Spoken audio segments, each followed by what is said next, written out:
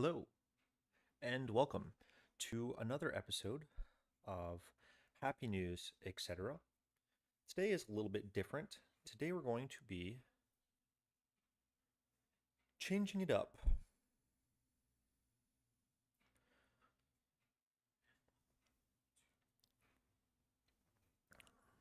Every day we've been studying Mandarin together, and we've been learning some phrases, characters, tones, and we've been growing on this journey.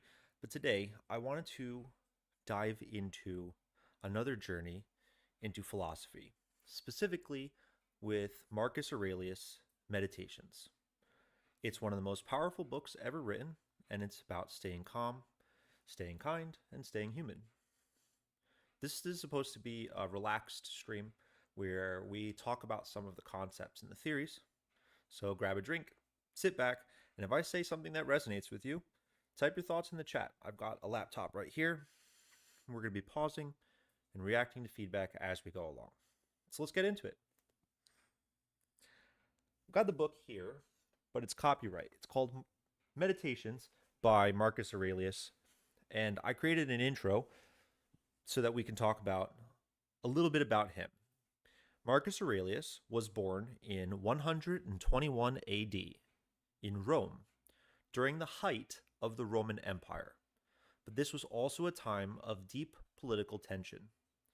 Marcus wasn't born expecting to rule the world. He wasn't born a prince, nor was he born a military hero. He was actually a very quiet, studious child. At age 12, he became obsessed with philosophy. The philosopher Junius Rusticus later gave him a copy of Epictetus's discourses. Epictetus discourses, and it changed him forever after reading this book. Marcus slept on a hard, simple bed as a child because he wanted to train himself for discipline. His family actually had to force him to use normal bedding like a regular person. He was a serious person. He was focused, a little intense. Some people called him verissimus, meaning the most truthful.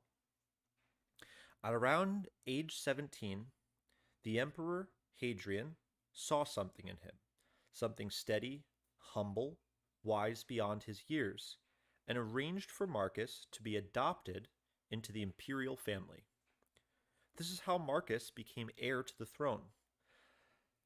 So basically, he was a teenager, and someone's like, hey, kid, you're going to rule 25% of the world. That was Marcus. He wasn't chasing power. He didn't even want power, but he accepted the responsibility because duty to him was sacred.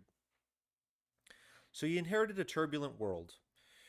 Gregory Hays, who wrote this book about Marcus, explains that Marcus's world was not the stable Roman Empire that we imagine from the movies.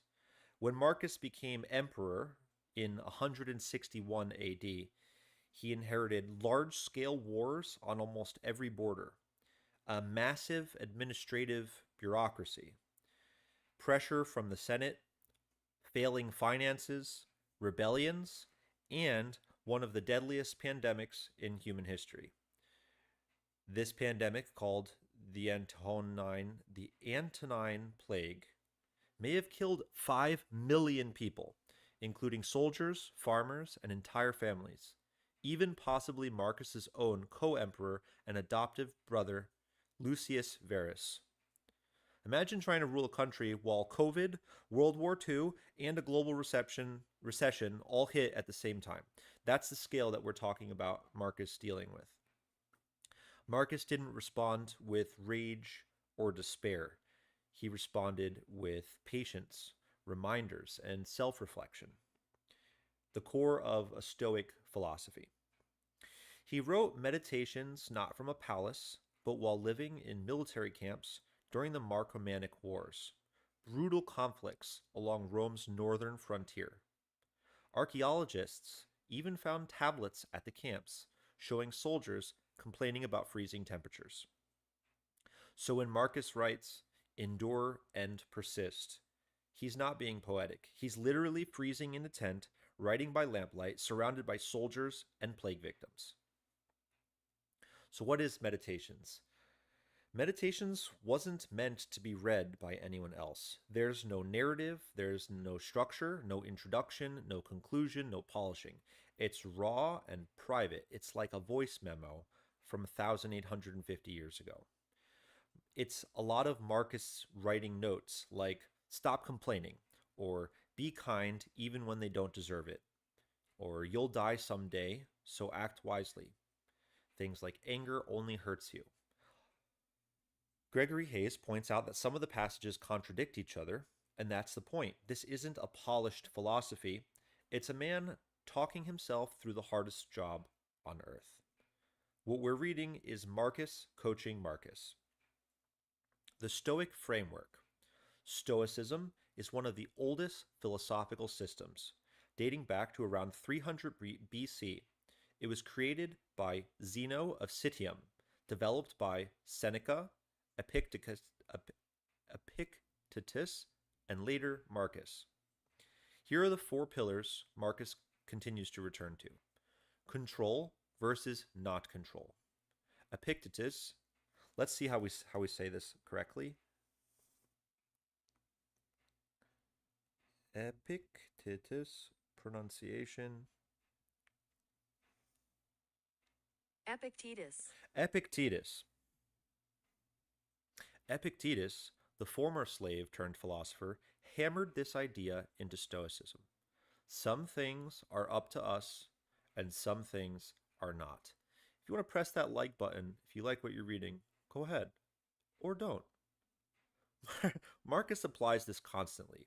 He cannot control the plague, the wars, senators plotting behind his back, his sick children, the weather, fate, but he can control his reactions, his choices, and his character.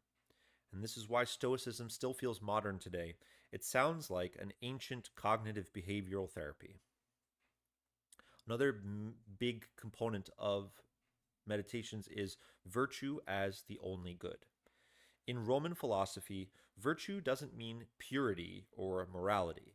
It means excellence in character. Marcus believed that the only good things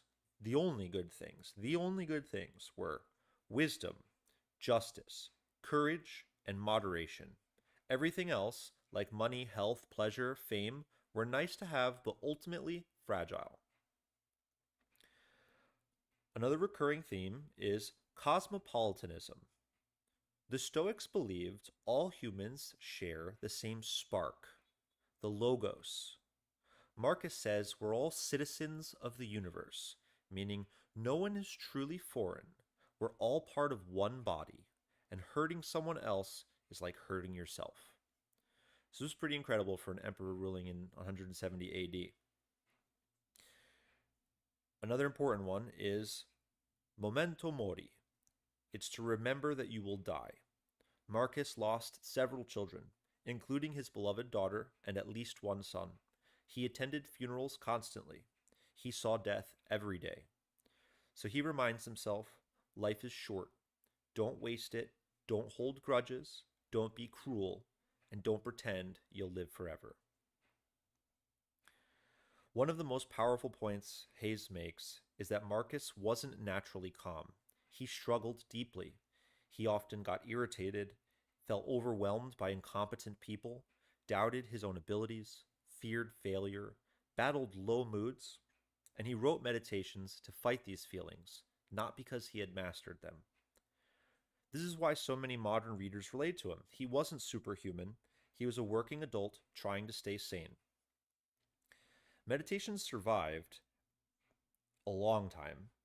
After Marcus died in 180 AD, his son, Commodus, became emperor.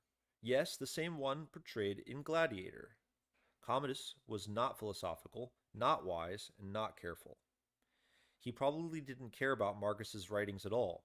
So how did the book survive? Scholars believe that someone close to Marcus saved the notebooks. Christian monks then copied them in the Middle Ages. Byzantine scholars preserved the text, and the book resurfaced during the Renaissance. It wasn't widely known until the 1550s, and it didn't become famous until the 1800s. Today, it's one of the most read books in the world. It survived almost by accident. This translation that we're going to read stands out, and because it sounds a little less biblical.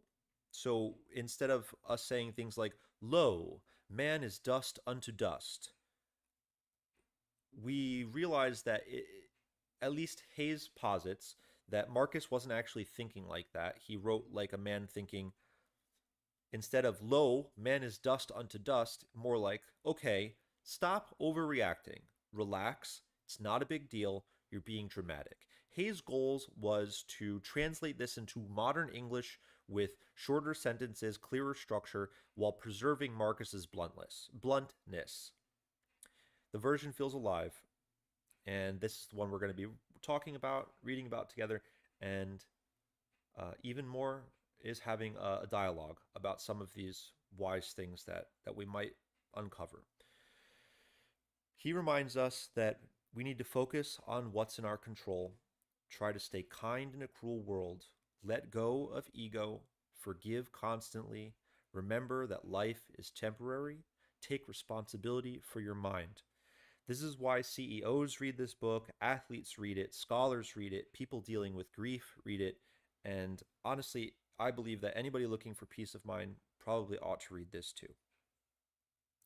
So, to conclude, this is the story behind the most personal diary ever written by one of the most powerful men of his age.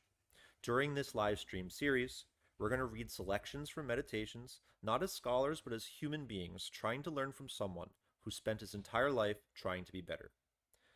If I said anything that sparked a thought, drop it in the chat. If you've read meditations before, tell me your favorite passage. And if not, tell me what you're most curious about. Tomorrow, we're going to return to our meditation studies, both a little more calm, a little more clarity, and a little bit more compassion about what we're doing.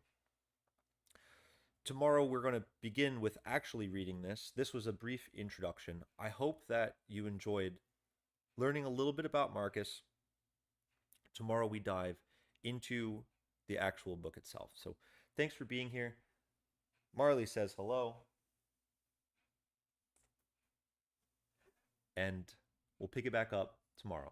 Cheers.